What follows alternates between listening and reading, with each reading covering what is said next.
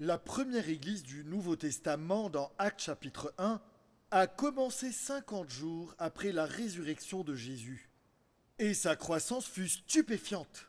Et nous le savons grâce aux Écritures, car elles nous emmènent réellement sur le parcours de sa première année de croissance. En une année, l'Église est passée de 120 personnes dans une chambre haute, puis le jour de la Pentecôte, 3000 personnes s'y sont ajoutées, portant le total à 3120.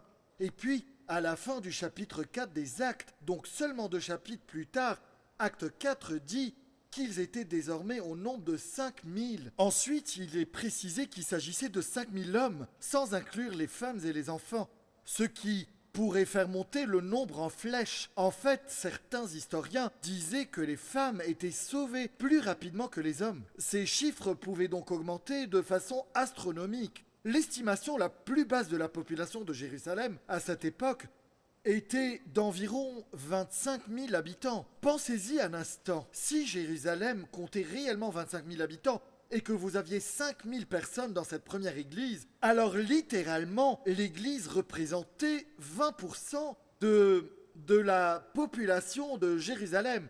Quel fondement solide Dieu a établi à Jérusalem avec la première église qui a été fondée. Mais un ennemi allait se lever contre l'église pour la faire dévier de ce chemin. En fait, l'église était sur le point d'être neutralisée, voire de devenir insignifiante. En réalité, il existe un ennemi sous-estimé qui n'est pas seulement présent dans l'église, mais aussi dans nos foyers et dans notre société, où les querelles, les conflits et la discorde et la division littéralement conduisent à la destruction de l'avenir de l'Église. Cela pourrait détruire non seulement l'avenir d'une Église, mais aussi celui d'une famille ou le futur d'un pays. Ce sont des répercussions énormes.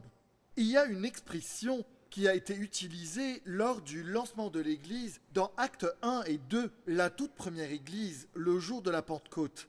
Voici ce qu'il est dit être l'expression de lancement avant que le Saint-Esprit ne descende et remplisse ces 120 personnes. La Bible dit que dans cette chambre haute, le jour de la Pentecôte, ils étaient tous d'un commun accord. Il s'agit d'une phrase très importante. En fait, savez-vous que ce mot, et je voulais le mettre à l'écran pour que vous puissiez le voir, l'expression « un commun accord » apparaît 10 fois dans le livre des Actes et a constitué un fondement pour les mouvements de Dieu, depuis le jour de la Pentecôte jusqu'à de nombreux autres moments. Il a même été dit que lorsqu'il y a une unité, un grand mouvement de Dieu se produit. Et dans certains cas, il y a eu une union pour le mal. Dans certains de ces cas, ils étaient d'un commun accord, unis pour le mal. Mais cela illustre la puissance de l'unité qui se manifeste. J'ai un ami qui m'a donné son commentaire sur le livre des Actes chapitre 2. Sur la chambre haute, la Bible dit dans Acte 2, 1, quand le jour de la Pentecôte arriva, ils étaient tous ensemble au même endroit, une unité. Dieu avait besoin d'une unité avant d'ouvrir les cieux et d'envoyer le don du Saint-Esprit. Mon ami a dit, si tu remarques, Acte 2, 1 dit qu'ils étaient tous ensemble et Acte 2, 2 dit, tout à coup, il vint du ciel un bruit. Il a dit, je crois que ce tout à coup était le Père dans les cieux disant, écoute, envoie le Saint-Esprit maintenant parce que tu as rassemblé 120 personnes dans la chambre haute et une dispute surviendra rapidement entre eux. Tu dois donc agir immédiatement, car il est vraiment très dangereux que l'Église perde son unité. Voyez, lorsque vous perdez le commun accord, vous perdez la voie commune. Et l'Église ne gagne la lutte contre les ennemis extérieurs qu'avec une voix et dans un accord commun. Maintenant, voici la partie que je veux que vous compreniez. Je dois vous expliquer cela. Pour que l'Église soit une influence, elle doit retrouver, et voici un terme musical, elle doit retrouver son do central. Ce do central est ce à quoi tous les claviers sont accordés. C'est à cela que les instruments sont accordés. C'est une norme, c'est la référence. Écoutez comment A.W. Tozer, le grand écrivain chrétien, le décrit. Il le dit ainsi, si vous avez 100 pianos de concert et que vous accordez le deuxième piano au premier, le troisième au deuxième, le quatrième au troisième, jusqu'à ce que vous avez accordé tous les 100, vous aurez de la discorde et de la disharmonie. Mais si vous accordez chaque piano au même diapason, le Do central, vous obtiendrez harmonie et unité. De même, dans le corps du Christ, lorsque chacun de nous accordera sa vie au Christ, nous aurons l'unité. Vous voyez, c'est la clé. Nous ne nous accordons pas aux notes des autres. Nous ne nous accordons pas aux préférences des autres. Nous ne nous accordons ni à leur culture, ni à leur dénomination. Nous nous accordons à Jésus-Christ lui-même. Cela est notre... Jésus est notre dos central. Lorsque nous commençons à nous accorder à autre chose, écoutez-moi, si nous le faisons, alors des conflits, des querelles et des divisions se produisent. Voici la raison, parce qu'il y aura 1000 dos centraux dans cette pièce où chacun veut que ses opinions et ses préférences et ses goûts soient pris en compte. Il y a des gens qui nous disent « Vous ne chantez pas assez d'hymnes, vous ne chantez pas assez de versets de l'Évangile, vous chantez trop de contemporains, le son est trop fort ou trop doux. Pourquoi baptisez-vous au nom du Père, du Fils et du Saint-Esprit? Pourquoi baptisez-vous en Jésus seulement? Pourquoi faites-vous cela? Pourquoi servez-vous la communion comme ça? Pourquoi servez-vous ces petits morceaux au lieu d'un gros morceau de pain et une grande coupe? Et Pasteur Tim, pourquoi ne portez-vous pas un jean serré et une casquette? Ceci est une question facile à répondre. Oui, vraiment. C'est simplement parce que j'ai 60 ans. C'est pourquoi je ne le fais pas. Mais écoutez-moi, parce que tout le monde a tous ses goûts et toutes ses préférences. Mes chers amis, soyons clairs ici. Nous ne nous accordons pas à votre préférence. Nous ne nous accordons pas à votre goût. Et si vous voulez trouver une église qui réponde à vos besoins, commencez-la vous-même. Car à ce moment-là, vous pourriez faire tout ce que vous voulez faire. Mais croyez-moi, c'est la raison pour laquelle nous avons 45 000 dénominations. Et c'est parce que les gens veulent que nous nous accordions à eux au lieu de nous accorder à Christ, qui est la seule et unique voix qui compte. Qu'il s'agit des querelles, conflits, discordes et divisions. Et si nous ne parvenons pas à les résoudre, c'est parce que nous utilisons le mauvais diapason. C'est ce qui nous empêche de les résoudre. Je lisais à propos d'une église dans le sud-ouest de l'Amérique, dans les États-Unis, qui a décidé de se diviser. Une faction a eu lieu, provoquant une scission et une action en justice a été déposée pour déterminer quelle faction, quel parti obtiendrait la propriété de l'église. L'une d'entre elles aurait gardé le bâtiment. Un juge a finalement renvoyé l'affaire aux autorités supérieures de cette dénomination particulière. Une audience a été tenue pour entendre les deux parties en conflit et attribuer la propriété de l'église à l'une d'elles. Et voici ce qui est incroyable. Lors de l'audience, le tribunal religieux a appris que le conflit avait commencé lors d'un dîner de l'église, après la réunion. Et ça avait eu lieu lorsque l'un des anciens de l'église a reçu un morceau de viande plus petit que celui que l'enfant assis à côté de lui avait reçu. Il s'était senti déshonoré parce qu'il n'avait pas eu un plus gros morceau. Il a dit « Je suis un ancien et je mérite plus de viande ». Et ce qui est incroyable, c'est que les journaux ont rapporté que ceci était la raison de la division de l'église et de leur départ du bâtiment. Chers amis, laissez-moi vous expliquer quelque chose sur la viande et la nourriture dans l'église. Il ne s'agit pas d'un nouveau problème, et je vais le prouver par les Écritures. Ce combat pour la nourriture n'est pas seulement survenu au XXIe siècle, il s'est également produit au 1er siècle. Il y a une guerre qui se déroule et qui entraîne des querelles et des divisions au sein de l'Église. Je vais vous en parler. Actes chapitre 5 raconte l'histoire que certains d'entre vous connaissent s'ils ont grandi dans l'Église. C'est l'histoire d'Ananias et Saphira. Ce sont les personnes qui ont menti au sujet de leurs dons dans l'offrande. Et laissez-moi juste vous dire, je vais simplifier les choses. Et ils ont menti et puis ils sont morts. C'était aussi simple que cela. Je dis toujours, après avoir recueilli les offrandes, ils ont menti sur le montant qu'ils avaient données. Je dis toujours que j'aurais aimé voir les offrandes qui auraient été collectées ce jour-là. Tout le monde participait à la collecte des offrandes à l'époque, j'en suis convaincu. Mais nous comprenons l'intensité de l'histoire d'Ananias et Saphira et nous ratons le reste du chapitre qui est très important. Car dans le reste de ce chapitre, dans Actes chapitre 5, juste après l'histoire d'Ananias et Saphira, la première église traverse 3 vagues de persécution dans Actes 5, 17 à 42. Et à chaque fois, il se relevait et devenait plus résilient. Rien ne l'a arrêté. Chaque fois qu'elle a été frappée, elle s'est relevée avec force. La première vague est dans les versets 17 à 25. Les autorités, la Bible nous dit, ont mis les 12 apôtres en prison. Il s'agit de vos dirigeants et ils ont tous été emprisonnés. Puis, la deuxième vague se produit dans les versets 26 à 33. Les autorités font comparaître les apôtres devant le Sanhédrin. Et c'est ce moment célèbre dans le livre des Actes où ils leur disent, les autorités de l'époque ont dit « Vous ne pouvez pas prêcher en ce nom de Jésus ».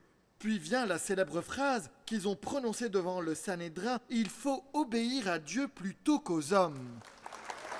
Et ensuite, la troisième vague, plus intense que les 2 autres, arrive. Et les autorités, c'est un mot puissant, Times Square, ont fouetté chacun de ces 12 apôtres. Ce que les gens ne réalisent pas, c'est que ce mot fouetter signifie 39 coups de fouet avec un instrument qui arrachait la peau du corps 39 fois. C'est le nombre de fouets que Paul a reçus. Il a dit qu'il avait été fouetté 40 fois moins une. À ce qu'il a dit, Jésus a été également fouetté de cette manière. Maintenant, chers amis, je vais vous lire leur réponse après qu'ils se soient tenus devant le Sanhédrin et qu'ils aient été jetés en prison. Mais chacun d'eux fouetté. Vous devez voir cette réponse. Voici comment se termine le chapitre 5 des Actes. Écoutez, la Bible dit dans Actes chapitre 5, écoutez bien. Et alors les apôtres quittèrent le Sanhédrin. Ok. Écoutez ce prochain mot. Joyeux d'avoir été jugés dignes d'être maltraités pour le nom de Jésus. Ensuite, il est dit, et chaque jour, dans le temple et dans les maisons, on leur a dit de ne pas prêcher. Ils ne cessaient pas d'enseigner et d'annoncer la bonne nouvelle de Jésus, le Messie. Je trouve cela incroyable. C'est impressionnant, non? Il ne faut pas oublier qu'Acte 5 se termine par cette grande victoire. Cela signifie donc que ce qui vient ensuite n'est pas seulement perspicace, mais vraiment quelque peu insidieux. Une attaque insidieuse de l'enfer, car la prochaine attaque ne provient pas de l'extérieur, mais c'est vraiment une bataille de viande. C'est un combat de nourriture. Tout comme cette église dont je vous ai parlé. L'église résiliente du Nouveau Testament allait se trouver dans une situation où une querelle était sur le point de provoquer un conflit et une division qui mettrait fin à l'influence de l'église à cause d'un conflit de nourriture. Voici ce qui est écrit dans Actes 6.1. Juste après le combat extérieur, le combat intérieur est survenu. À cette époque-là, alors que le nombre des disciples augmentait en quantité astronomique, un mécontentement se développa parmi les croyants d'origine grecque. Les hellénistes, à ce qu'on les appelait, murmurèrent contre les Hébreux parce que leurs veuves étaient négligées lors des distributions quotidienne. Un groupe de personnes disait « Les étrangers disaient « Nous ne recevons pas la même quantité de nourriture simplement parce que nous ne parlons pas hébreu et araméen. Pourquoi leur donnez-vous? Pourquoi faites-vous preuve de discrimination à notre encontre ?» Encore et encore, l'Église a repoussé des attaques frontales et externes pour se retrouver vulnérable à des dégradations internes. Cela nous montre que le diable a tenté de perturber cette paix intérieure dans la première Église. Alors que des choses merveilleuses se produisaient et que l'Église grandissait, l'ennemi le voyait. Et l'ennemi a commencé à semer un esprit de murmure et de commérage parmi le peuple de Dieu. Maintenant, je vais vous dire quelque chose qui montre à quel point cela est dévastateur.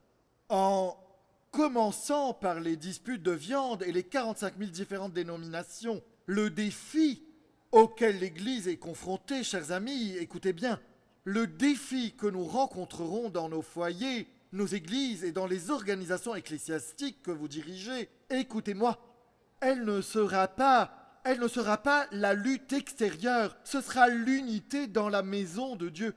Écoutez ce qu'un pasteur a dit. Je vais vous lire tout le passage parce que la dernière partie est très puissante et très révélatrice. C'est ce qu'il a dit. Ce que le Seigneur déplore et oppose, Satan applaudit et favorise. Peu de choses démoralisent, découragent et affaiblissent une église autant que les querelles, les médisances et les disputes entre ses membres. À cause des querelles, écoutez bien, le Père est déshonoré, le Fils est disgracié, son peuple est démoralisé et discrédité, et le monde est dégoûté et confirmé dans son incroyance. Écoutez bien, Église. Cela signifie qu'une communion fracturée prive les chrétiens de joie et d'efficacité, prive Dieu de gloire et prive le monde du vrai témoignage de l'Évangile. Écoutez bien, un prix élevé pour une quête d'égoïsme. Ne manquez pas sa dernière partie. Parce que voici le combat. C'est quelqu'un qui se lève et qui dit « Je veux ceci, je veux que cela se passe, j'ai besoin que cela se produise, je paie ma dîme, je fais mes offrandes. » Et vous vous dites « Vous êtes prêts à fracturer l'efficacité de l'Église, à discréditer le témoignage et à priver Dieu de gloire. Mais quel prix élevé pour une quête d'égoïsme !» Et c'est là que Dieu dit « Nous devons régler les choses. » Si nous ne commençons pas à résoudre les conflits, nous devons comprendre qu'ils sapent et mettent en jeu l'avenir. Et nous pourrions penser que tout le monde était tellement occupé par les bénédictions dans Acte 5 qu'il n'y avait pas eu de place pour les murmures. Mais ceux-ci ont eu lieu entre les Juifs hellénistes et les Juifs hébraïques. Et tout cela s'est produit à cause de la distribution de nourriture. Mais ce qui se passe ensuite est incroyable. Parce que Dieu avait besoin que cela soit réglé. Je tiens à vous clarifier ce point. Réglez les conflits et vous réglerez l'avenir. Résolvez les conflits. Les gens disent, j'entends toujours cela. Nous devons revenir à l'Ancien Testament, à l'Église primitive. Nous devons revenir à l'Église primitive. Je dis, ok, nous pouvons faire cela. À cette époque, les gens donnaient tout ce qu'ils avaient. À cette époque, les gens mouraient pendant l'offrande. Je ne voulais pas dire au tout début. Peut-être juste quelques années en arrière, parce que c'est du sérieux.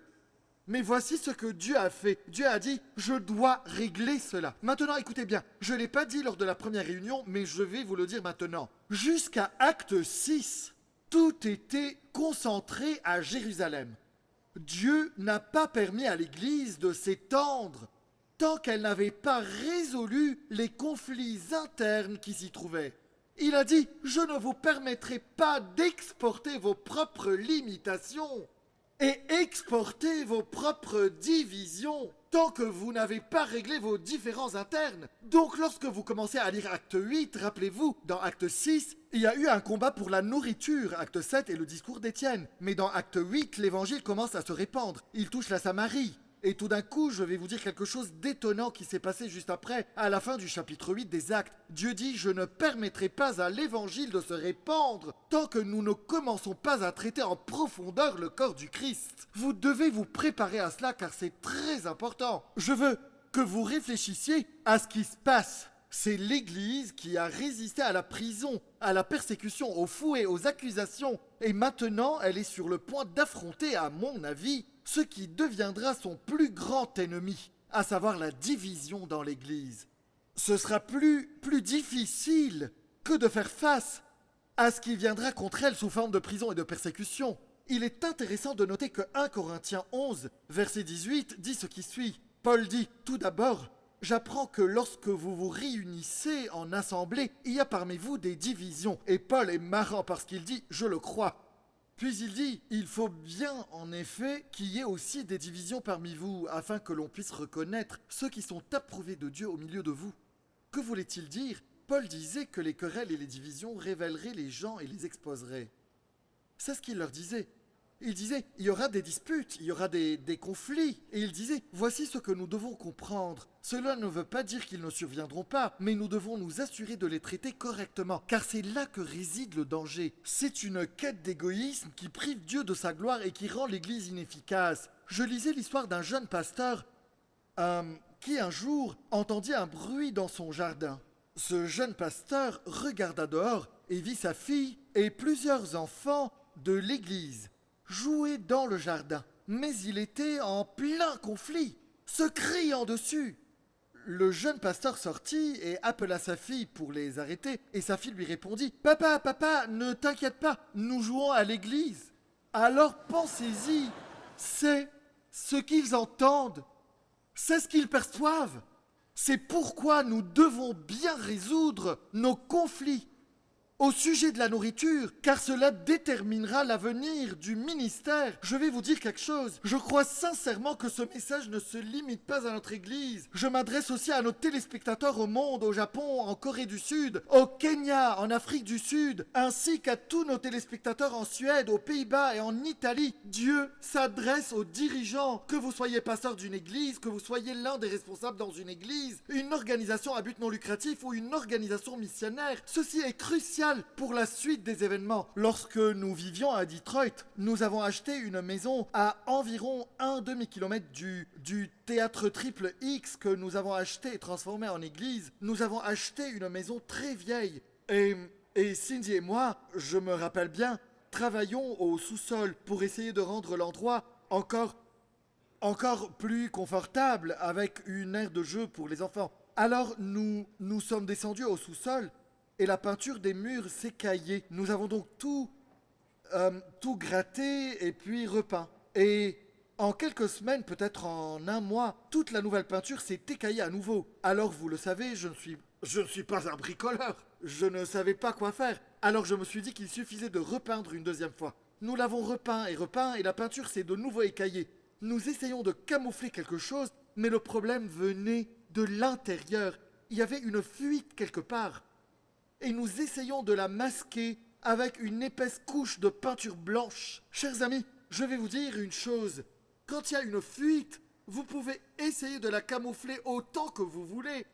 Mais il faut creuser en profondeur. Nous avons dû faire appel à un expert qui est venu examiner et nous a dit « Vous avez un problème de drainage, vous devez creuser profondément. » Et moi qui pensais qu'une simple couche de peinture pouvait résoudre le problème. Et l'expert nous a dit, il faut creuser profondément. Chers amis, c'est exactement ce qu'il faut faire. Nous devons creuser profondément. Nous devons atteindre l'endroit où Dieu le veut, car ils étaient engagés dans cela. Non seulement pour résoudre le problème, mais pour changer la culture de cette église. Et je vais vous montrer ce qu'ils ont fait. Car c'est exactement ce que les apôtres ont fait. Ils n'ont pas changé la situation en restant assis à dire « Commandez plus de viande !» Ils auraient pu faire ça, pensez-y. S'ils avaient dit « Commandez plus de nourriture », demandez au service de comptabilité d'en commander plus. Allez à Costco, à Jérusalem. Qui a une carte Costco? Vous les envoyez là-bas et vous leur dites « Ramenez-en plus », ils l'ont pas fait. Vous savez ce qu'ils ont fait d'abord? Chers amis, si nous avons des diacres aujourd'hui, c'est grâce à cela. Tout d'abord, ils ont dit qu'il ne suffisait pas d'acheter de nourriture pour résoudre le problème. Nous pourrions comparer cela à mettre une couche de peinture sur les murs pour qu'elle s'écaille à nouveau. Ils ont dû comprendre ce que Dieu leur demandait de faire. Et je vous dis, ce qu'ils ont fait, et c'est la meilleure façon d'expliquer cela. Je vais le dire ainsi. 3 choses se sont produites lorsqu'ils ont résolu le conflit correctement. 3 choses se sont produites. Je vais vous raconter ce qui s'est passé au chapitre 6 des Actes. Premièrement, les apôtres se sont concentrés. Ils ont dit « Nous devons nous engager à la prière et à la parole. » Mais si vous nous demandez de nous détourner de ce que Dieu nous a appelés à faire pour commander plus de nourriture, vous minimisez notre don. Deuxièmement, de nouveaux dirigeants ont été établis parce qu'ils ont commencé à avoir des diacres. Vous savez ce qui s'est passé? C'est ce qui est incroyable. Si les disciples étaient ceux qui devaient régler le problème, vous n'auriez jamais entendu parler d'Étienne ou de Philippe, car les 12 auraient réglé le problème. Voilà ce qui se passe parfois. Les gens disent « Ah, je n'aime pas ce qui se passe. Pasteur Tim, change ça, Pasteur Tim. » Et moi j'ai envie de dire « Laissez-moi prier et prêcher la parole. » Laissez-moi faire ce que je suis censé faire. Mon travail est de veiller à ce que nous ayons des diacres et des anciens pour faire le travail. Oui, vous n'avez pas besoin de moi pour commander plus de viande chez Costco. Vous avez besoin que je me prépare pour la lettre R la semaine prochaine. Voici ce qui se passe. S'il n'avait pas fait cela, vous n'auriez jamais vu Étienne et Philippe comme serviteurs dans l'église. Je dois m'arrêter ici car c'est un point important. Étienne et Philippe se sont élevés. Pourquoi est-ce important ? Et je reviendrai à Philippe dans un instant. Qu'en est-il d'Étienne ?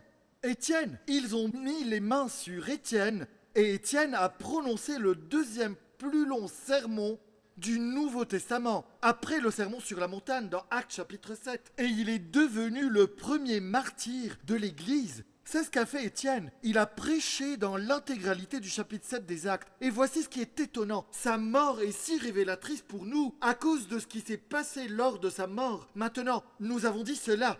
Les apôtres se sont concentrés, de nouveaux dirigeants ont été établis et plus de personnes ont été touchées que jamais auparavant. Tout cela parce qu'ils ont réglé le conflit correctement. Que veux-tu dire, Pasteur Tim ? Pensez à ce qui se passait ce jour-là, car vous savez ce qui se passait ? Je vais vous le dire. Nous ne réalisons pas que sans le choix de ces dirigeants, un continent et des épîtres du Nouveau Testament seraient en jeu si ce conflit n'avait pas été résolu. Un continent et une grande partie du Nouveau Testament seraient en jeu s'ils avaient simplement commandé de la viande chez Costco. Que veux-tu dire, Pasteur Tim ? Écoutez bien. Étienne, le premier martyr de l'Église, allait être lapidé sous l'accusation de blasphème. Et voilà qu'Étienne se tenait à la fin d'Actes chapitre 7. La Bible dit que son visage devint semblable à celui d'un ange. Il est écrit qu'il a commencé à prononcer le pardon. « Père, ne leur en veux pas, mais pardonne-leur pour ce qu'ils me font en ce moment. » Et, chers amis, c'est une révélation incroyable. Je crois qu'il s'agit d'une révélation de ce qui se passe lorsqu'un croyant meurt. La Bible dit que Jésus, qui est monté au ciel, et voici ce que dit Acte 1, et Jésus s'est assis à la droite du Père. Lisez Acte chapitre 7. À la toute fin, la Bible dit ceci. Mais Étienne fixa les regards vers le ciel, et Jésus était debout à la droite de Dieu. J'ai ce sentiment que lorsqu'un croyant est sur le point d'entrer dans l'éternité, il reçoit une vision du ciel avant de quitter cette planète. Chers amis, vous pouvez contester ceci autant que vous le souhaitez, mais je vous le dis qu'à la fin de votre vie, vous voudrez croire cela plus que vous-même. Voilà ce que je pense. Je crois qu'il n'a ressenti aucune de ces pierres grâce au sentiment dominant de « je vais entrer dans l'éternité pour être avec Jésus ». Je vous le dis, le fait d'avoir cette pensée qu'au moment d'entrer dans l'éternité, Jésus se lève pour ses fils et ses filles et leur dit « C'est bien, bon et fidèle serviteur ». Chers amis, je vous dis que cela apporte de la joie. Je suis heureux qu'ils aient choisi Étienne, je suis heureux. Mais voici ce qui est étonnant. Pendant qu'Étienne était là, un événement incroyable s'est produit.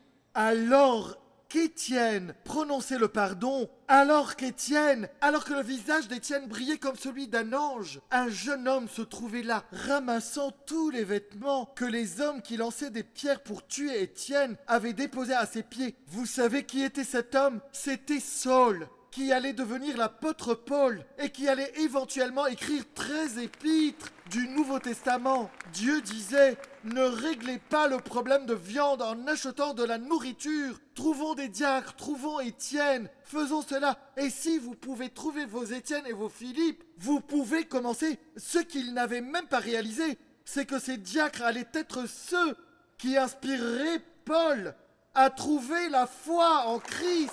Ce qui le convertirait littéralement en l'un des plus grands chrétiens de toute l'histoire de l'Église. Mais ce n'est pas tout. L'autre jeune homme, c'est Philippe. Vous vous souvenez de Philippe ?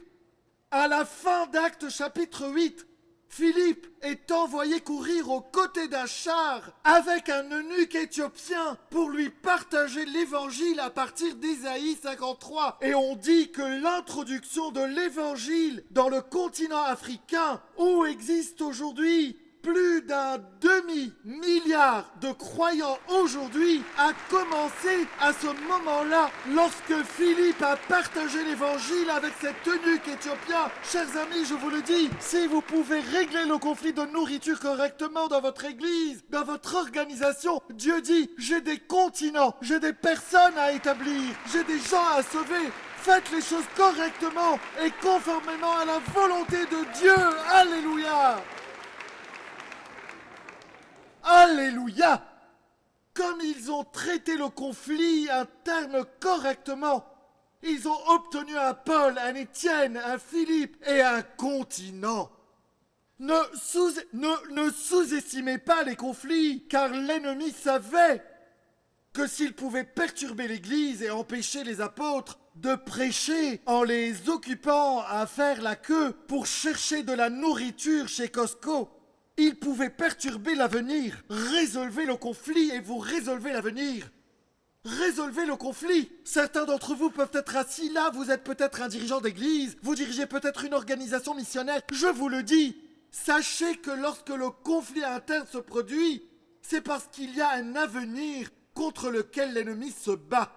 Chers amis, je vous le dis en ce moment, ceux qui écoutent en ligne, certains d'entre vous laissent ces conflits se poursuivre. Et je vous dis que cela doit s'arrêter parce que l'Église de Jésus-Christ a une mission et une œuvre à accomplir. Maintenant, certains d'entre vous se demandent pourquoi attaque-t-il tout le monde? Parce que je suis enthousiasmé par ce que Dieu est sur le point de faire. Alors, ne repeignons pas le mur, nous devons creuser profondément et trouver la fuite. Et je pense que c'est en affrontant les querelles et les conflits que nous y parviendrons. Car un avenir efficace est en jeu. Pour ce faire, nous devons revenir à la source des querelles et des conflits. Et nous allons conclure maintenant. Et quand je dis que nous allons conclure, cela ne veut rien dire. Alors écoutez bien maintenant, car je veux conclure par cela.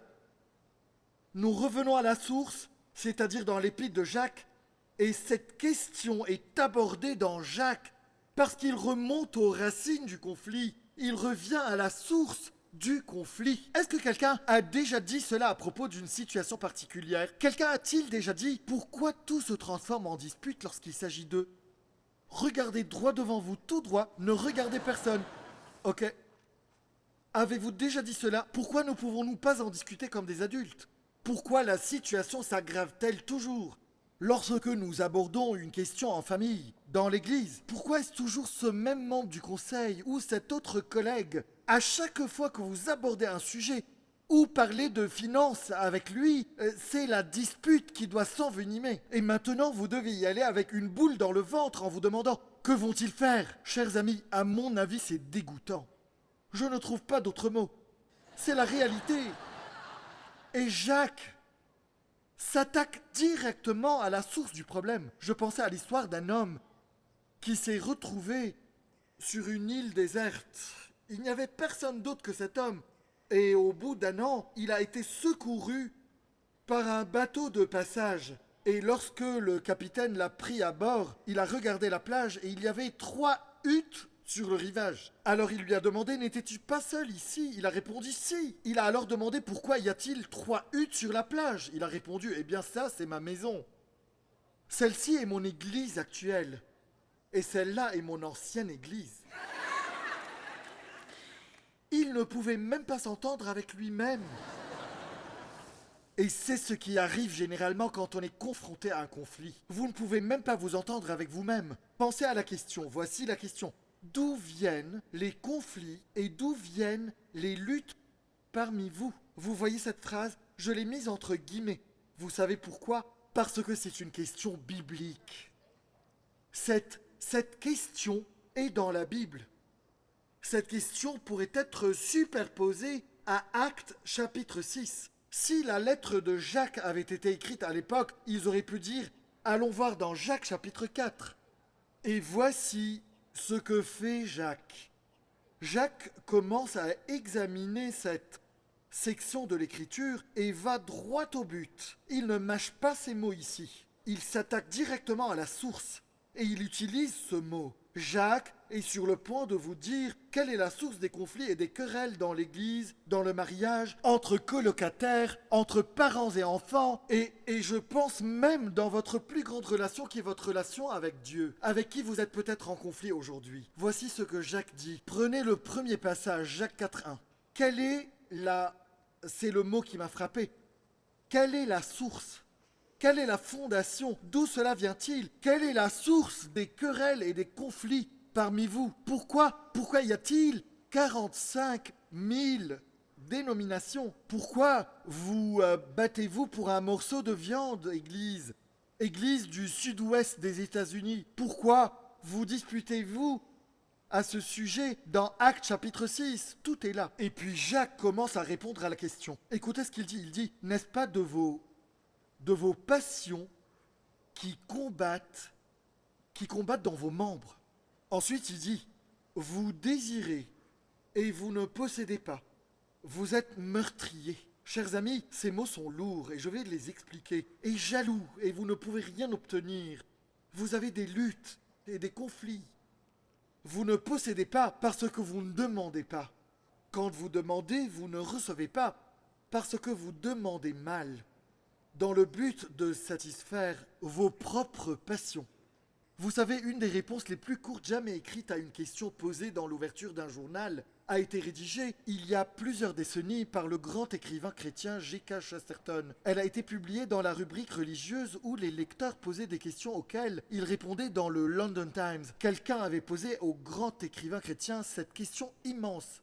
Il a dit « Monsieur Chesterton, qu'est-ce qui ne va pas dans le monde ?» C'est la seule chose qui figurait dans l'article. Qu'est-ce qui ne va pas dans le monde? Chesterton a simplement répondu « moi ». Il a compris que le problème commençait avec lui-même. C'est ce que Jacques disait, chers amis. Jacques disait que cela commence avec lui. Il s'agit de regarder sa propre vie. J'ai eu l'occasion, au cours de mes 40 années de ministère, de donner des conseils matrimoniaux, de m'asseoir avec des époux et des épouses au bord du divorce à cause de l'intensité des problèmes, à cause de la gravité du conflit qui était entre eux. Je me souviens parfois avec stupéfaction de la grâce et de la miséricorde de Dieu envers certains de ces couples. Et ce que je fais lorsque je donne un conseil matrimonial, c'est la même chose à chaque fois. Je leur donne les 30 à 40 premières minutes pour me dire ce qu'ils ont à dire. Je ne dis aucun mot. Je commence toujours par le mari parce que cela ne prend que 2 minutes. Je lui demande toujours « Que pensez-vous » Il dit « Je n'ai aucune idée, je ne sais pas. Je suis juste là parce qu'elle a dit que si je ne vous appelais pas, elle allait quitter. C'est pour ça que je suis là. » Et ça se passe toujours comme ça, mais ensuite je demande à l'épouse, et cela prend les 38 minutes restantes, parce qu'elle va tout me raconter en détail, quand, où, ce qu'elle portait et tout ce qui s'est passé. Elle dit, c'était le 12 avril, j'ai cuisiné du poulet, il voulait de la viande, et une dispute a éclaté entre nous, et il s'est passé ceci et cela. Je la laisse parler, et elle maîtrise le sujet. Pendant ce temps, il est confus et dépassé, et je vois les choses se dévoiler devant moi. Ensuite, je demande, auriez-vous autre chose à ajouter? Je les laisse tout déballer, et puis je pose cette question à chaque fois. Je demande toujours, quelle est l'erreur que vous commettez? Et ils me regardent comme si je venais de leur poser une question scientifique très complexe d'Einstein. Je dis, bien, j'ai compris l'erreur qu'il a commise. Madame m'a tout dit, mais... Monsieur, vous n'avez rien dit. Mais elle a tout dit. Mais voici la question. Quelle est l'erreur que vous commettez? Et j'ai eu des gens me dire, je ne vois rien. Alors je dis, très bien, la réunion est terminée. Ok, mais voici ce que nous allons faire. Vous allez rentrer chez vous. Je me souviens avoir dit cela à une dame. Vous rentrez chez vous pendant une semaine, tous les deux. Et vous prenez un carnet. Et je vais vous demander, si vous voulez me rencontrer à nouveau, de vous asseoir en présence de Dieu chaque jour pendant 30 minutes et de dire « Examine-moi, ô Dieu, examine-moi et montre-moi mon cœur ». Une dame est revenue avec 13 pages. 13 pages. Et c'est la même dame qui avait répondu à ma question sur quelle erreur elle commettait. Je ne vois rien. Puis elle m'a lu 13 pages sur ses erreurs parce qu'elle avait tellement l'habitude de blâmer toujours les autres. Vous voyez, lorsque vous ne vous examinez pas vous-même, vous passez à côté de la source, comme le dit Jacques, et le problème ne sera jamais résolu. Vous savez pourquoi certains sont toujours en thérapie? Parce qu'ils ne s'examinent jamais. Ils regardent tout le monde sauf eux-mêmes. Si vous voulez que l'autre personne change sans jamais vous évaluer vous-même, vous serez toujours confronté au même problème. Voici ce qui est intéressant. Jésus n'utilise que 2 fois le mot Église. La première fois pour traiter d'un conflit extérieur à l'Église et l'autre à l'intérieur de l'Église. Dans Matthieu 16, il dit « Les portes du séjour des morts ne l'emporteront pas sur l'Église », les combats externes. Mais ensuite, dans Matthieu 18, il parle de la réconciliation entre frères et sœurs. Et le rôle que joue l'Église dans cette réconciliation. Ce sont les 2 seules fois où Jésus utilise le mot Église et dit que cela concerne les conflits externes et internes. Alors Jacques reçoit cette révélation et il nous donne 2 grandes pensées que je vais vous donner aujourd'hui et ensuite nous aurons terminé. Les voici. Vous devez comprendre cela car Jacques décrit comment ces conflits qui se produisent dans l'Église, dans un conseil, dans un vestiaire, à votre école, que vous soyez un groupe de professeurs réunis à l'université Fordham ou ailleurs, vous dites « Pourquoi nous disputons-nous toujours à l'hôpital? Pourquoi sommes-nous toujours en conflit dans notre Église ?» Voici la réponse. Jacques dit « Je vais vous révéler la source. » Notez bien ces points, les voici. Premièrement, Jacques dit que si vous êtes en conflit avec quelqu'un, c'est parce qu'il y a un conflit en vous. Si vous êtes en conflit avec quelqu'un, Jacques dit qu'il y a alors un conflit en vous. Voici ce que Jacques dit. Il dit, n'est-ce pas de vos passions qui combattent dans vos membres ou à l'intérieur de vous? C'est Jacques qui répond à la question. Il dit, vous désirez, vous ne possédez pas, vous êtes meurtrier et jaloux et vous ne pouvez rien obtenir. Vous avez des luttes et des conflits. Il appelle cela un combat intérieur. Que voulez-vous dire, Pasteur Tim, par combat intérieur? Je vous dis, Jacques nous l'a décrit. Il a dit, quel est le combat intérieur? Vous n'obtenez pas ce que vous voulez. Voilà ce que c'est. Ne prétendez pas à la sainteté parce que vous savez de quoi il s'agit. Vous êtes dans un combat parce que vous n'avez pas obtenu ce que vous voulez. C'est révélateur. Et cela signifie que le problème n'est pas eux, c'est moi. Voici donc la question, écoutez bien, voici la grande question. Qu'est-ce que j'attends d'une personne et qu'elle ne me donne pas? Voici la source des querelles. Les conflits révèlent une lutte en moi, une guerre en moi, ce qui m'aide à comprendre, écoutez-moi bien, que lorsque je suis en conflit avec quelqu'un, voici ce que je commence à réaliser. Ne dites pas « cette personne m'embête », dites « cette personne me sanctifie ». Parce qu'elle révèle quelque chose en moi. Vous les regardez en vous disant, ils sont déraisonnables, ils ont fait ci, ils ont fait ça. Tandis que Dieu dit, non, arrêtez, Jacques 4 révèle quelque chose en vous. Laissez-moi expliquer cela ainsi. Je vais vous poser une question. Qui parmi vous est marié? Pouvez-vous lever la main? Ok, à peu près un tiers de vous. Vous étiez plus nombreux dans le premier service, car les couples plus âgés viennent à la réunion de 10 heures. Bon, écoutez-moi. Je vais vous dire quelque chose. La Bible donne des défis et elle donne des responsabilités spécifiques. Il est important donc que même les célibataires entendent ça. Voici ce que dit la Bible. Elle dit, voici votre travail dans le mariage. Marie, aimez votre femme comme Christ a aimé l'Église. Et il s'est donné lui-même pour elle. Puis elle dit ceci, femme, soumettez-vous à votre mari comme au Seigneur. C'est ce qu'elle dit.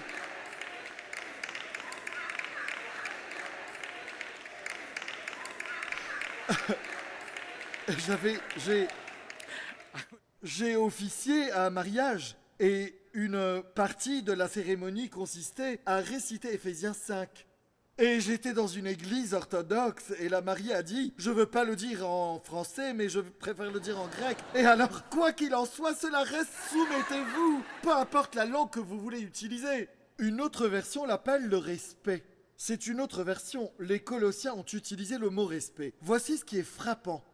Ce que Paul dit ici, c'est que lorsque vos besoins ne sont pas satisfaits, l'accusation est intéressante car c'est ce que j'entends dans tous les domaines, chers amis. Cela revient toujours dans 90% des séances de conseil conjugal. Voici comment ça se déroule. Le mari dit elle ne me respecte pas. Et la femme dit, il ne m'aime pas. Ha, beaucoup de gens souffrent aujourd'hui. J'entends des soupirs et des gémissements. Mais ce que Paul disait, c'est que chacun de vous a un besoin. Et l'autre personne est appelée à prêter attention à ce besoin. En tant que mari, je suis appelé à veiller à ce que tout ce que je fais pour Cindy, tout ce que je fais, je dois me rendre compte. Écoutez, les maris, c'est un bon conseil. Toutes les femmes disent Amen. Voici ce que je suis venu à réaliser. Il y a un fort Amen de ce côté-là. Voici ce que je dois faire. Je dois m'assurer que tout ce que je fais pour Cindy doit être un moyen de lui dire que je l'aime et m'abstenir de faire ce qui ne montre pas mon amour pour elle. Je dois donc comprendre l'importance de cela. Et donc, voici ce que je dois faire. Lorsque je ne reçois pas de respect, je dois me demander pourquoi. Au lieu de dire « elle ne me respecte pas », je devrais me demander pourquoi je ne lui donne pas une raison de me respecter. Parce que si elle sait qu'elle est aimée, elle répondra par le respect.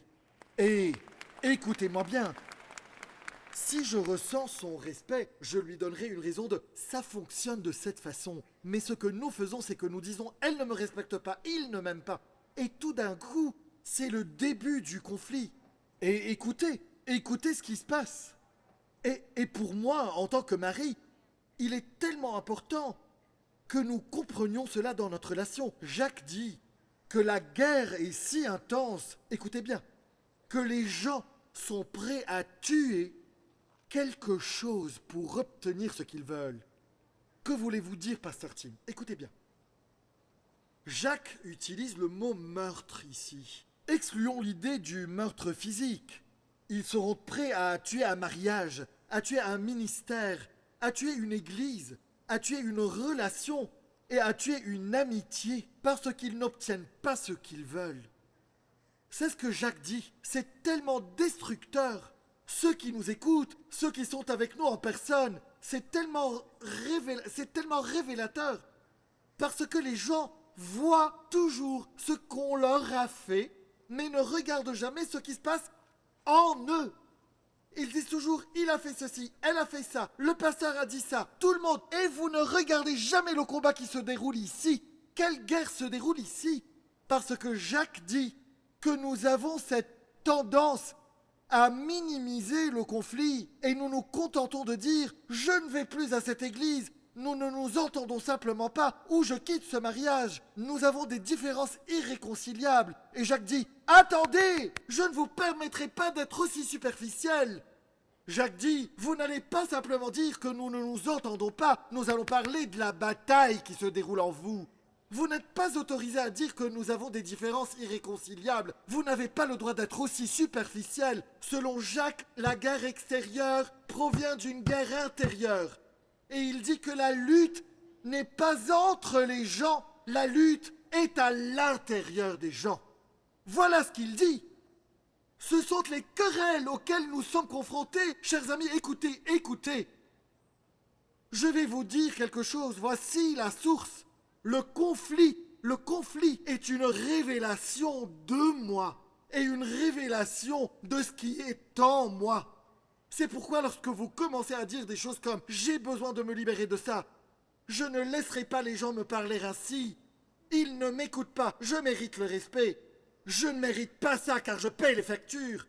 Laissez-moi vous dire quelque chose. Fondamentalement, Jacques dit cela, il dit ça. Il le dit 3 fois. Vos passions combattent. Vous désirez et vous ne possédez pas. Vous êtes jaloux et vous n'obtenez pas. Puis Jacques poursuit avec quelque chose de plus intense. Alors que Marc avance, écoutez ce qu'il dit. Il cite ce verset ici. C'est là que nous allons conclure. Nous allons vraiment conclure ici. Mais je vais vous dire quelque chose. Jacques dit ceci, vous êtes sur le point de tuer quelque chose. Et il dit, je vais vous expliquer pourquoi. Voici le deuxième point, voici ce qu'il dit. Vous ne possédez pas parce que vous ne demandez pas. Il s'agit d'un verset sur la prière, nous en avons parlé la semaine passée. Mais maintenant, nous allons le replacer dans son contexte. C'est un verset sur la prière. Le voici. Écoutez bien, le voici. Préparez-vous. Prenez tous une profonde inspiration parce que vous allez recevoir un coup en plein cœur. Regardez la personne à côté de vous et dites-lui « Êtes-vous prêts? D'accord, c'est parti. Laissez-moi relire le verset. Il dit, vous ne possédez pas parce que vous ne demandez pas. Et c'est ce que Jacques voulait dire. Est-ce que j'essaie d'obtenir quelque chose de quelqu'un que seul Dieu peut me donner? Est-ce que j'essaie d'obtenir de cette femme ou de cet homme quelque chose que seul Dieu peut me donner? Que seul Dieu peut combler en moi? Voici le deuxième point, écoutez bien, préparez-vous. 8e coup de massue. Le manque de prière et les conflits sont toujours liés. Je vous le dis, en tant qu'Église et en tant que famille, si vous ne priez pas ensemble, vous aurez des conflits. Je ne dis pas que si vous priez, vous n'aurez pas de conflit. Je dis simplement que vous arrivez à la bonne partie du conflit. Vous gérez le conflit correctement. Vous le gérez. Avons-nous des disputes? Est-ce que nous avons des disputes dans la famille d'Ilena? Vous savez, je ne me réveille pas en costume tous les matins en disant « Enfants, venez à moi ». Si j'essayais ça chez moi, il y aurait un meurtre. Laissez-moi vous le dire tout de suite. Il me tuerait. Bien sûr que nous avons des disputes. Mais parce que Cindy et moi prions, nous prions avec nos enfants et nous prions avant les repas. Commencez à prier avant les repas. Écoutez, le manque de prière n'intensifie pas le conflit, mais il vous empêche de gérer le conflit de manière appropriée. Les personnes qui ne prient pas devront combattre des gens pour obtenir ce qu'elles veulent. Écoutez bien ce que j'ai dit. Les personnes qui ne prient pas devront combattre les gens pour obtenir ce qu'elles veulent. Et elles ne l'obtiendront jamais. Vous ne possédez pas parce que vous ne demandez pas, et puissant dans ce contexte, parce que voici ce que Jacques dit. Vous essayez peut-être d'obtenir des gens ce que seul Dieu peut vous donner. Alors écoutez les célibataires, si tu penses qu'un homme, jeune femme, va te donner de la valeur, tu te trompes. Nous l'avons chanté. Je suis qui tu dis que je suis. Je suis qui tu dis que je suis, et non ce que les autres disent. Certains d'entre vous disent je l'ai invité à sortir, et la personne a refusé, et soudain vous ressentez le rejet. Rejet? De quoi parlez-vous? Vous essayez d'obtenir quelque chose d'eux, et Dieu dit, vous n'êtes pas rejeté. Vous l'avez chanté dans la chanson, je suis accepté. Je suis accepté. Donc ce que nous faisons, c'est que nous essayons de tirer notre valeur des gens, et nous essayons de tirer de l'importance, et nous essayons... Écoutez-moi bien les amis. Les célibataires qui sont frustrés par leur célibat, écoutez-moi, je comprends qu'il y ait des moments de solitude. Je ne me suis pas marié avant l'âge de 33 ans. Je comprends lors des vacances et des occasions, je vous comprends. Puis vous en avez marre de dire une table pour 7 personnes. Et sur cette table, il y a toujours 3 couples et vous. Je comprends. J'ai vécu cela pendant 33 ans. J'ai vécu ça. Mais voici le truc, ce n'est pas cela qui définit ma valeur. Je ne tire pas ma valeur du fait de dire une table pour 8. Combien j'ai attendu ce jour, une table pour 8. Maintenant, je me sens satisfait. Et ensuite, ce qui arrive, vous commencez à mettre des attentes de taille divine sur le mariage, sur les gens, sur les enfants, en essayant d'obtenir d'eux ce que seul Dieu peut vous donner. Vous pensez? Certains jeunes couples ici pensent que s'ils ont un enfant, cela réparera leur mariage. Vous savez quoi? C'est le contraire de la vérité. Je vais vous parler du mariage. Quand vous vous mariez, votre égoïsme est exposé. Quand vous avez des enfants, vous renoncez à vous-même. Les enfants ne réparent pas les mariages, les enfants exposent les mariages. Voilà ce qu'ils font. Vous essayez de réparer vos mariages en ayant des enfants. Nous avons un enfant, cela signifie que nous allons essayer de réparer ce mariage. Non. Voici comment vous le réparez. J'ai un combat en moi. Et nous devons reconnaître ce combat en disant « Dieu, J'essaie d'obtenir quelque chose d'un autre endroit. J'aimerais obtenir ce poste, j'aimerais être vice-président de cette organisation. J'aimerais jouer un rôle clé dans cette équipe sportive. J'aimerais faire cela dans le vestiaire, que les gens me regardent et au lieu de dire j'ai mon diplôme de master, qu'ils m'appellent docteur, parce que j'ai mon doctorat. J'ai payé 30 000 $ pour l'obtenir, mais cela donne un sentiment de chers amis, c'est ridicule. Ce n'est pas de cela. Ce n'est pas de cela que vous tirez votre valeur. Vous tirez votre valeur de Dieu. Vous la tirez de Dieu, c'est de Dieu. C'est Dieu qui donne la valeur à votre être. Levez-vous s'il vous plaît. Levez-vous s'il vous plaît. Alléluia. Dieu nous appelle. Dieu vous appelle. Dieu appelle nos foyers à s'accorder au dos central. Dieu dit, accordons-nous, accordons-nous, accordons-nous et accordons-nous, pas selon ce que la société demande. Chers amis, écoutez, je comprends, nous avons une famille qui pense que vous êtes moins important si vous ne vous mariez pas et ne procréez pas. J'ai vécu cela. Je le comprends. Je me souviens encore de mon père, que Dieu le bénisse. Il est avec Jésus en ce moment. Il disait, quand vas-tu te marier? Quand vas-tu te marier? Tu as 27 ans. Chaque année, 28 ans. Quand vas-tu te marier? Quand vas-tu te marier? Et nous disions, je veux dire, c'est ce qui se passait. Et je comprends très bien qu'il m'aimait beaucoup. Mais écoutez, je ressentais la pression familiale. Il pense que c'est ce qui va vraiment vous donner une famille. Cette chanson que nous allions... je cherchais le grand Ricardo et je t'ai vu, je me suis dit, tu fais même pas de maître. Toi, tu fais 2 mètres. D'accord, Ricardo et moi parlions de la chanson Fondement solide. Nous sommes fondés en Christ, notre fondement est établi en Christ et il n'est pas trouvé ailleurs. Nous ne le trouvons pas dans le fait de dire « Je veux que mon père soit fier de moi, je veux que ma mère soit fière ». Chaque fois que vous faites cela, vous essayez d'atteindre des centaines de notes. Et chers amis, regardez-moi, vous ne pourrez pas plaire à tout le monde. Vous ne pourrez pas plaire à tout le monde. Et votre but, vous savez quoi? Vous n'avez pas à me plaire, ni à plaire à Ricardo. Vous n'êtes pas ici pour nous plaire. Nous sommes ici pour lui plaire. C'est ce à quoi nous avons été appelés. Je veux que vous entendiez cela. Je veux que vous entendiez cela aujourd'hui parce que c'est très important pour nous. Le grand écrivain chrétien Thomas Merton l'a dit ainsi. Il a dit « Nous ne pouvons pas être en paix avec les autres parce que nous ne sommes pas en paix avec nous-mêmes.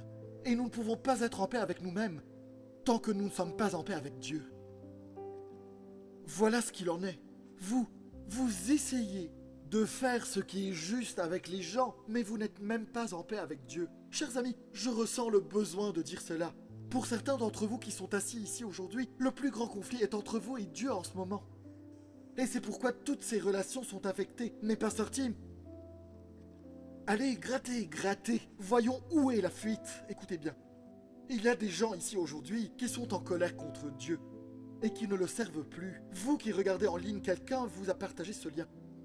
Parce que je n'ai pas... C'est ici que la guerre commence, parce que je n'ai pas obtenu ce que je voulais. Je n'ai pas reçu ce que j'ai demandé. Sérieusement, pasteur Tim, écoutez bien. Ils disent, j'ai demandé à Dieu de guérir ma mère et il ne l'a pas fait. J'ai demandé à Dieu de me donner un enfant, mais il ne l'a pas fait. J'ai demandé à Dieu de me donner ce poste dans cette entreprise et il ne l'a pas fait. J'ai demandé à Dieu de me marier et personne ne m'a même invité à sortir à Juniors.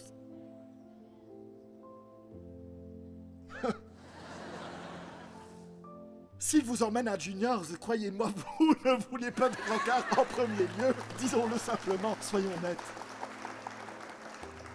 Alors laissez-moi vous dire ce que vous avez fait. Vous avez caché votre colère.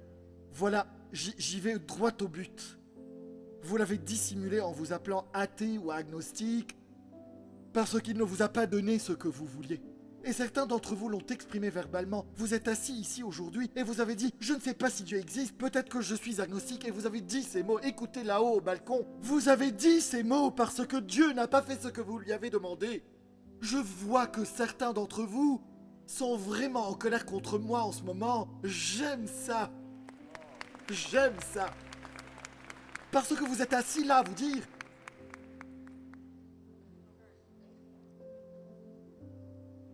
il lui faut tellement de temps pour clôturer un service. Je le fais exprès, parce que je veux que vous vous sentiez mal à l'aise. Parce que vous avez dit ces mots. Je suis agnostique, je suis athée. Non, vous ne l'êtes pas. Et je ne dis pas cela par manque de respect. Je ne manque pas de respect envers vous, vous ne l'êtes pas. Vous ne l'êtes pas. Vous ne croyez pas qu'il n'y a pas de Dieu, vous êtes juste en colère contre Dieu en ce moment. Pourquoi ? Parce que vous n'avez pas reconnu qu'il y a une guerre à l'intérieur de votre âme. Je sais ce qui est le mieux pour moi. Dieu sait ce qui est le mieux pour vous. Dieu le sait. Laissez-moi juste ajouter ceci, c'est important. Ce qui se passe, c'est ce qui se passe. Dieu dit, quand vous ne trouvez pas votre satisfaction en moi, mais je veux me marier, Dieu dit, croyez-vous vraiment que je vais vous laisser apporter la confusion dans la vie de quelqu'un d'autre ? Ferais-je cela ? Et vous dites, tu n'as pas répondu à ma prière. Dieu dit, je vous sauve tous les deux. Et si vous aurez des enfants, je les sauve aussi. Et pendant que vous êtes en colère contre Dieu, parce qu'il ne vous a pas accordé un rencard, Dieu dit, je ne vous ai pas permis de sortir ensemble parce que j'essaie de vous aider à trouver votre paix et votre sécurité de cette manière. Et vous pensez que la réponse vient de cette autre manière. Dieu dit, tout commence à l'intérieur, il y a une bataille qui se déroule. Il y a un verset magnifique dans les psaumes. Je crois que c'est le psaume 144. Il dit, il fait cesser tous les combats. Il les fait cesser. Cela commence par une confession. Aujourd'hui, Dieu, je dépose mon épée. Je te demande, Dieu, pardonne-moi d'avoir vécu égoïstement. Les querelles et les conflits dans ma maison, dans mon église, dans ma dénomination à l'église de Times Square et dans mon entreprise. Et je suis assis là à dire, je veux du respect, je veux de l'honneur, je veux plus, je mérite un salaire plus élevé parce que je sais ce que tout le monde gagne. Je sais, certains me regardent en se disant, comment sait-il ça ? Je le sais. Vous n'avez pas obtenu quelque chose. Et maintenant vous vous dites, Dieu, je te fais confiance, je fais confiance à ton plan, à ton calendrier, à ton programme. Ce qui se passe en moi m'a amené à me tenir pendant la louange de cette façon, parce qu'il y a une bataille en moi. Alors que je devrais me tenir debout ainsi, c'est toi qui commandes maintenant. Nous allons chanter un chant, tous ensemble. Vous allez participer à cela dans un instant. Mais si vous êtes ici aujourd'hui et que vous vous dites, il y a une bataille en moi, cela doit cesser. Et aujourd'hui, je veux que ça s'arrête. Qui parmi vous dit qu'il y a une guerre à l'intérieur qui doit cesser ? Si c'est votre cas, levez la main bien haut. Il y a une bataille en vous. Si c'est votre cas, balcon, niveau principal, pendant que nous chantons, avancez pour que je prie pour vous. Levez-vous rapidement, ne prenez pas cela à la légère. Certains d'entre vous se sont qualifiés d'athées aujourd'hui. Levez-vous rapidement et avancez pour que nous prions. Prions ensemble. Demandons à Dieu de vous donner ce que lui seul peut vous donner, où que vous soyez aujourd'hui. Allons-y.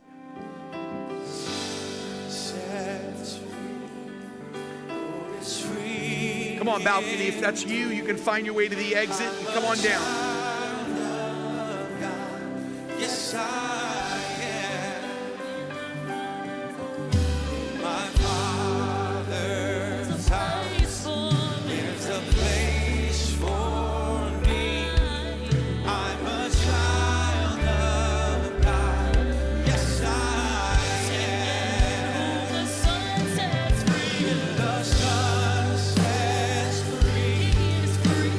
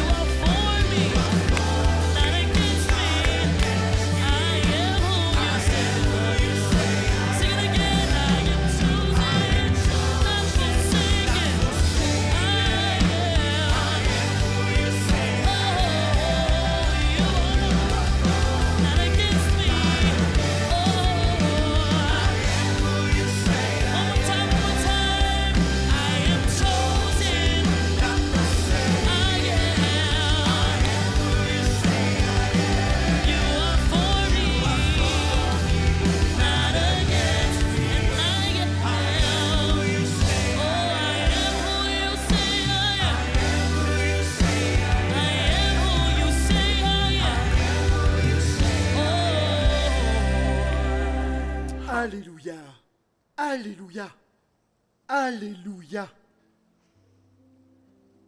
Quand il y a une mauvaise relation, ou peut-être même une relation malsaine avec Dieu, une mauvaise relation avec Dieu, alors il y aura une mauvaise relation avec les autres.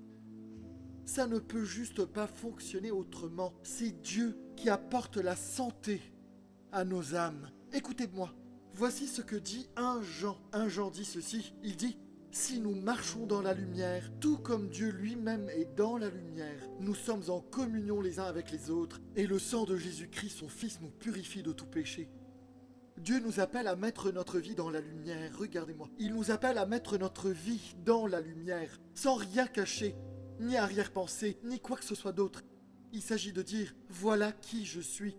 C'est mettre en lumière notre vie. Permettez-moi de vous lire ceci. Nous ne l'avons pas affiché à l'écran parce que cela m'est venu à l'esprit.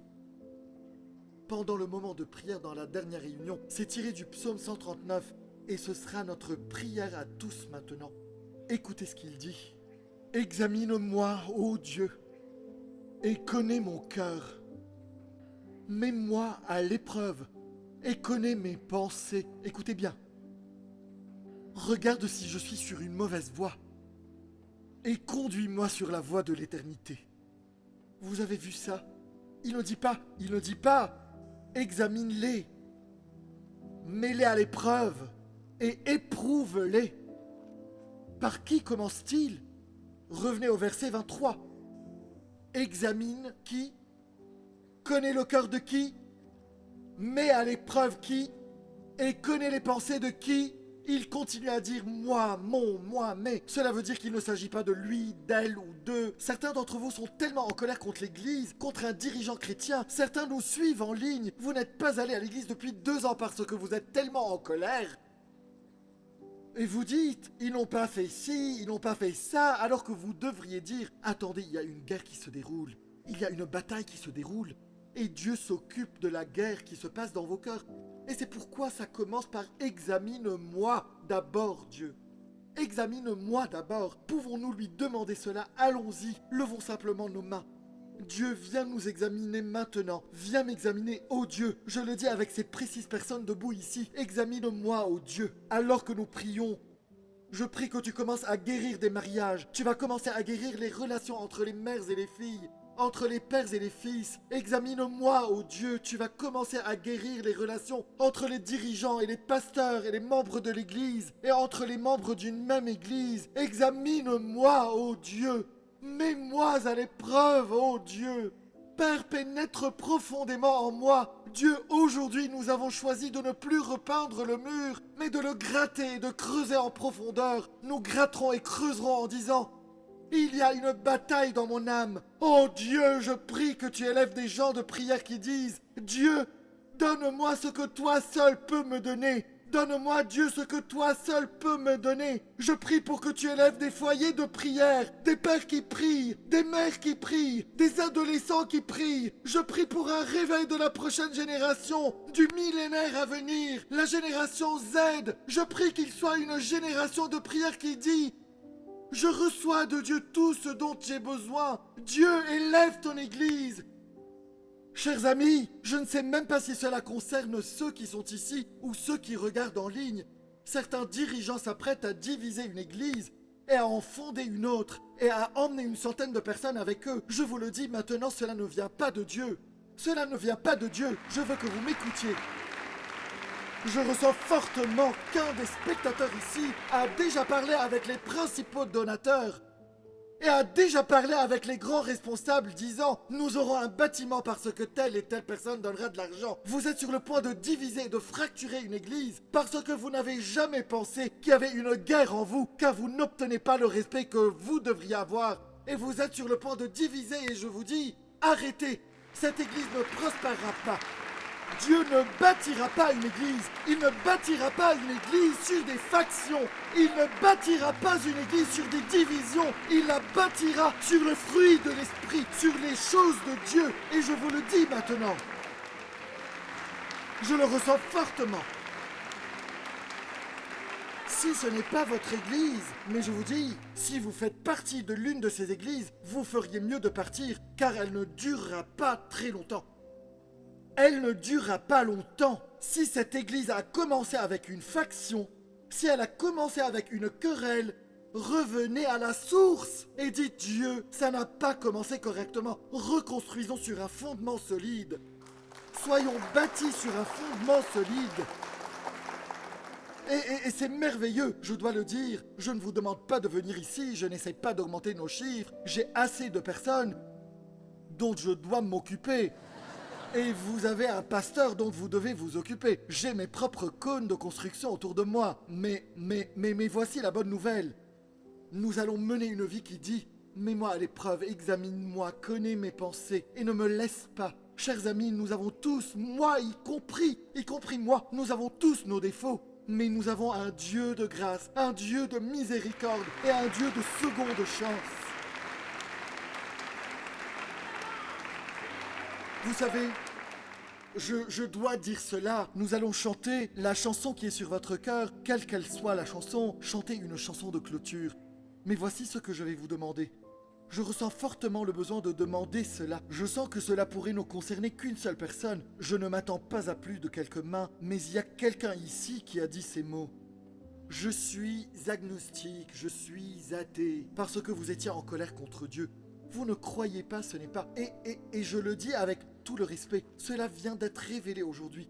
Ce n'est pas qu'il n'existe pas, c'est juste que j'étais en colère contre lui. Et aujourd'hui, je dois revenir à lui, je dois revenir à la maison. Et je ne sais pas de qui il s'agit, mais je vais tenter ma chance. Est-ce que c'est vous? Je veux juste prier. Pourriez-vous lever la main? Tout ce qui dit, c'était moi, juste là. Quelqu'un d'autre. Je veux m'assurer. Merci. Quelqu'un d'autre. Je ne veux oublier personne. Levez la main pour que je la voie. Je veux juste m'assurer, voilà. Très bien. Je ne m'attendais pas à ce que 50 d'entre vous disent que vous êtes tous athées. Je veux prier pour vous, que quelqu'un de notre équipe de prière pose une main sur l'épaule de cette personne. Merci Dieu pour l'honnêteté de cet homme. Dieu, il croit en toi, c'est juste qu'il était en colère. Mais aujourd'hui, la guerre va cesser. Et tu vas lui révéler combien il est aimé aujourd'hui. Dieu va accomplir son œuvre dans cette âme. Dieu, son âme est encore tendre. Son âme, Dieu, est encore douce. Je te remercie de ne pas l'avoir endurcie et qu'elle n'ait pas sombré dans un mauvais endroit. Mais aujourd'hui, Seigneur, tu l'as tiré de ce puits et maintenant, tu vas le ramener à toi aujourd'hui. Au nom de Jésus, pouvons-nous remercier Dieu et nous réjouir un peu?